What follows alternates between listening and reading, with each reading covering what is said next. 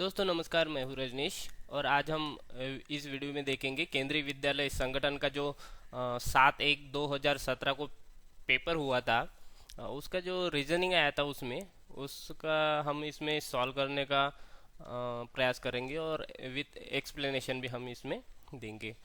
जो कि set are हम यहाँ पे सॉल्व कर रहे हैं। तो चलो देखते हैं। 71 एक क्वेश्चन आया था, इसमें 71 से शुरू हो गए थे इसमें रीजनिंग के क्वेश्चन सेट आर में। तो चलो देखते हैं ये कैसे सॉल्व करना है। 71 क्वेश्चन था, किन दो सतत पूर्णांकों के मध्य √113 आता है, 113 आता है। ठीक है, ये 113 का स्क्वायर रूट जो निकालना है हम आसानी से नहीं निकाल सकते, लेकिन ये सॉल्व करने के लिए हम एक ध्यान में रख सकते हैं या फिर तय कर सकते हैं कि 113 113 जो है उसके आगे वाला कौन सी ऐसी संख्या है जो वर्ग संख्या है। मतलब 113 के पहले और बाद में आने वाले वर्ग संख्या कौन से हैं। तो एक तो 113 के जो पहले आते हैं वो 100 है, और उसके बाद में जो आता है वो है 121। इसके हम स्क्वायर रूट निकाल सकते हैं। जैसे कि 100 का स्क्वायर रूट है 10 और 121 का स्क्वायर रूट आता है 11। मतलब जो √113 जो दिया है वो इन दोनों के बीच है। ऐसा हम इसे आसानी से सॉल्व कर सकते हैं। चलो देखते हैं दूसरा क्वेश्चन। यानी कि इसका जो ऑप्शन है वो 2 नंबर का ऑप्शन सही है। आगे है, यदि a is to b is equal to 3:4 तथा b is to c is equal to 6:11, तो c इज टू a का मान है। इसका जो मान है हमें निकालना है। इसका जो मान निकालने की बहुत ही आसान एक तरीका है, जो इस प्रकार से है। a is to b is to c ऐसे लिखना है। अब देखना है कि a इज टू b क्या दिया है, 3:4 दिया है, तो इसके ठीक बराबर नीचे लिखना है। मतलब a के नीचे 3 और b के नीचे 4, जैसा कि यहाँ पे दिया है। ठीक है, और c का हमारे पास नहीं है, इसे छोड़ देते हैं क्योंकि ये हमें निकालना है। इसके बाद दिया है b is to c is equal to c is to 11। ये भी यहाँ पे इस a का नहीं है तो इसे ब्लैंक छोड़ देंगे, और b के नीचे बराबर 6 लिख देंगे जो कि यहाँ दिया है, और c का दिया है 11, इसके नीचे हम लिख देंगे। अब देखना है अब देखना है कि ये जो दो लाइन है इसके बराबर एक के नीचे एक संख्या कौन सी आई है। तो यहाँ पे देखिए 4 और 6 बराबर एक के नीचे एक आई है। तो ये जो 4 है ऊपर का वो यहाँ पे लिख देंगे, और नीचे का जो 6 है वो यहाँ में लेफ्ट में लिख देंगे, और इसे मल्टीप्लाई कर लेंगे। इसका मल्टीप्लिकेशन होगा 18, ये 24 एंड ये 44। इस तरह से हम इसे सॉल्व कर सकते हैं। और आगे पूछा है c इज टू a का मान। अब लिखना है c is to a। c का कितना है 44, लिख लीजिए। फिर a का कितना है, जिसका पहले पूछा है उसका पहले लिखना है। मतलब c का है 44 तो c का लिखो। फिर a का पूछा है तो a का लिखना है 18, इस प्रकार से। और देखिए इसे इसे अगर किसी संख्या से डिवाइड होते तो इसे डिवाइड भी कर सकते हैं। इसे 2 से डिवाइड किया है और इसे किया है 2 से डिवाइड। मतलब ये हुआ c is to a is equal to 22:9। इस प्रकार से हम इसे आसानी से सॉल्व कर सकते हैं। मतलब इसका जो ऑप्शन है वो 1 नंबर का ऑप्शन सही है। आइए बढ़ते हैं आगे। निम्न में से कौन सा शब्द अंग्रेजी शब्दकोश में सबसे पहले आता है।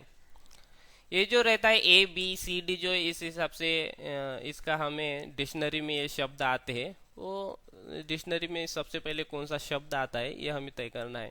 देखिए यहाँ पे टी दिया है, सब इसमें पहले टी है। आर भी कॉमन है, ए भी सेम है सब इसमें। यानी कि यहाँ पे yes yes yes yes yes तक हमें सब इसमें सेम है।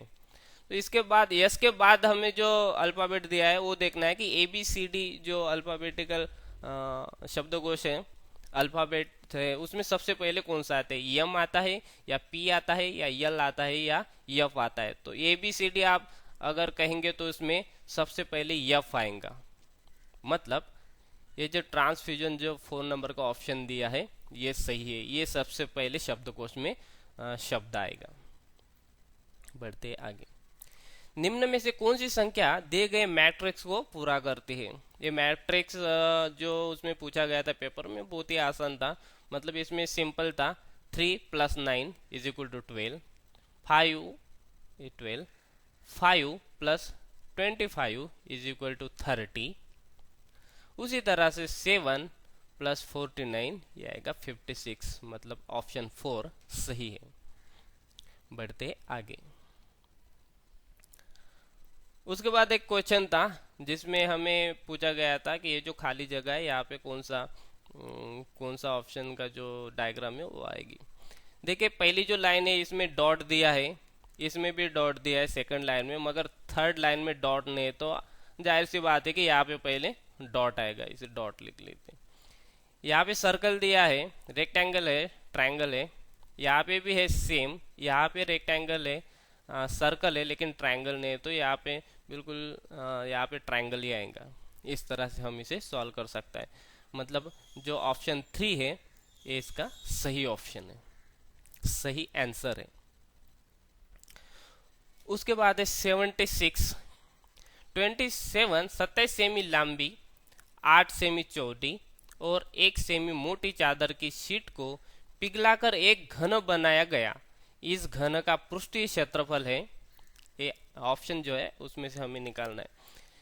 देखिए सबसे पहले हमें अगर घनफल निकालना है तो 27 × 8 × 1 ये जो है इसका घनफल है, इसे निकाल लेते हैं। ये आएगा 216 घन सेमी। ठीक है। इसके बाद घन की जो बाजू रहती है उसका हमें बाजू निकालने के लिए इसका क्यूब रूट निकालना पड़ेगा। मतलब क्यूब रूट निकालने के बाद आएगा 6 सेमी, यानी 6 सेंटीमीटर घन की एक बाजू आएंगी, एक साइड आएंगी। ठीक है। फिर घन का पृष्ठीय क्षेत्रफल निकालना है तो इसका जो फार्मूला है ये है 6 × बाजू स्क्वायर, यानी 6 बाजू का स्क्वायर। ये इसका जो है ये फार्मूला है। इस फार्मूले में जो बाजू दी है उसमें 6 सेमी हम लिख लेते हैं। 6 × 6 स्क्वायर, यानी कि ये हुआ 6 × 36 और इसका जो आंसर है वो है 216 वर्ग सेमी, जो कि ऑप्शन फर्स्ट बराबर है। आइए बढ़ते आगे। उसके बाद 77 नंबर का एक क्वेश्चन था, 161 23 और इसका जो हमें 98 का है ये क्या आएगा ये हमें निकालना है। ये आसान सा था, यानी 23 × 7 = 161 ऐसा था। तो ऐसी कौन सी संख्या है जिससे 7 से गुना करने के बाद 98 आता है, या फिर गुना की कोई ऐसी संख्या ढूंढ लीजिए, या फिर 98 को 7 से डिवाइड कर लीजिए, हमें आंसर मिलेगा। तो वो संख्या है 14 × 7 = 98। मतलब 14 जो है ये एकदम बिल्कुल आंसर है, मतलब ऑप्शन फर्स्ट बराबर है। आइए बढ़ते आगे। उसके बाद यह क्वेश्चन हमारे पास दिया है जिसका गुणनफल का जो मान है हमें निकालना है और x की जो वैल्यू है वो 1 यहाँ पे दी है। अगर इस क्वेश्चन में समझो x की वैल्यू 1 रखने पर क्या होगा, तो इस प्रकार ये लिखा जाएगा। x की वैल्यू 1 दी है, 3 + 5 / 1 इस प्रकार। अब कोई भी संख्या का जो हर रहता है, डिनोमिनेटर रहता है, वो 1 ही रहता है, तो 1 लिखने की भी कोई ज़रूरत नहीं रहती, तो हम इसे 1 को हटा देते हैं। मतलब ये हुआ 3 + 5 ब्रैकेट कंप्लीट, और दूसरे कंप्लीट में आएगा 9 - 15 + 25। इसे सॉल्व करने के बाद 3 + 5 9, ये जो ब्रैकेट सॉल्व करना है, इसके जो मेरा एक इसी चैनल पे एक वीडियो है ये कैसे सॉल्व करना है। तो ये जो प्लस जिसके सामने है उसे पहले लिख लीजिए, माइनस को बाद में लिख लीजिए, मतलब हमें आसान होगा सॉल्व करने में। 3 + 5 8 इंटू, ये सॉल्व करने के बाद आएगा 19, मतलब इसका आंसर जो है 152, मतलब ऑप्शन 3 करेक्ट है। आइए बढ़ते हैं आगे। दो घनों के आयतनों का अनुपात 1:8 है। एक घन का कुल पृष्ठीय क्षेत्रफल का दूसरे घन के कुल पृष्ठीय क्षेत्रफल के अनुपात है। इसे सॉल्व करने का भी एक आसान सा तरीका है। घनों के आयतनों का अनुपात है 1:8। इसे इसे क्या करना है, इस प्रकार लिखना है 1:1:1:2:2:2। इसे लिखने के बाद ये जो 3 बार लिखा है, इसका मतलब है जो घन का जो जिसे हम क्यूब निकालते हैं उसका तो 3 बार, एक बाजू 3 बार लिखी जाती है, या फिर बाजू का क्यूब हम करते हैं, उसी प्रकार ये लिखा गया है।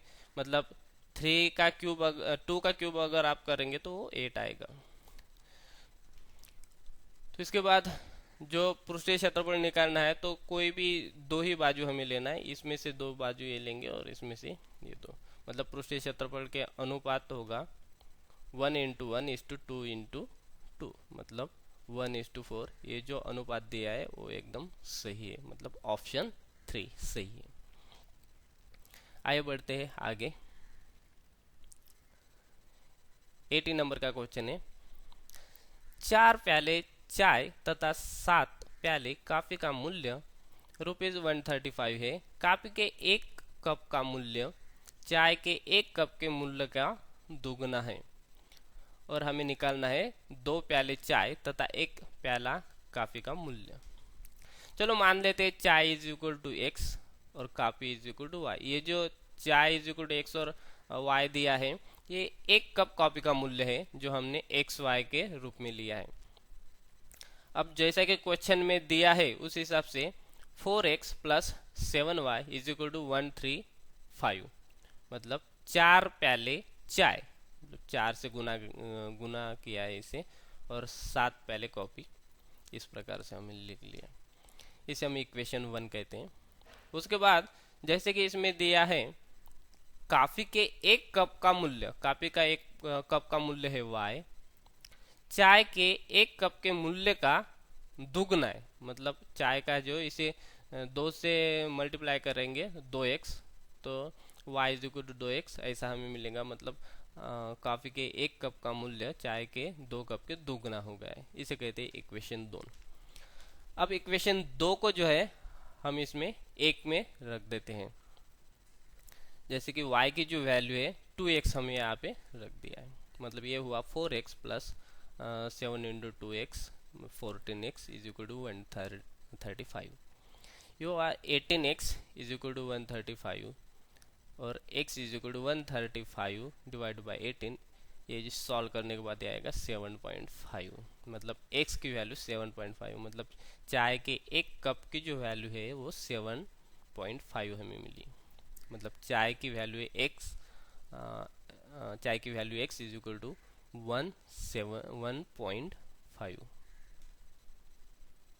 7.5, इस प्रकार से हम यहाँ पे निकाल लेते हैं। और कॉफी की जो है वो चाय के जो 1 प्याले की जो कीमत है उसके दोगुना है, मतलब कॉफी का जो 1 प्याला चाय है वो आएगा 15।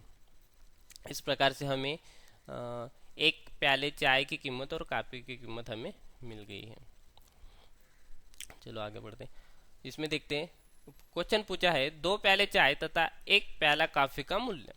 2 प्याले चाय मतलब 2x, और 1 प्याला कॉफी मतलब 1y। 2 × 7.5 + 1 × 15, इसका बाद 15 + 15 = 30, मतलब जो 2 प्याले चाय तथा 1 प्याला कॉफी जो पूछा गया है उसका जो मूल्य है वो ₹30 आएगा। ये जो आंसर है ये करेक्ट है, मतलब ऑप्शन 2 करेक्ट है। दोस्तों इसमें हमने पीआरटी जो अभी एग्ज़ाम हुई थी जिसका अभी आंसर की भी आई है और बहुत जल्दी रिजल्ट भी आएगा। इसके जो रीजनिंग के 10 क्वेश्चन हमने इसमें देखे हैं। दोस्तों आप कुछ प्रॉब्लम हो तो इसमें या फिर आपको और भी क्वेश्चन चाहिए तो आप कमेंट्स कीजिए, मैं और भी इसमें क्वेश्चन लाऊंगा। आपको मेरे जो आने वाली वीडियो है वो देखने के लिए आप इस चैनल को सब्सक्राइब कीजिए। Thank you for watching.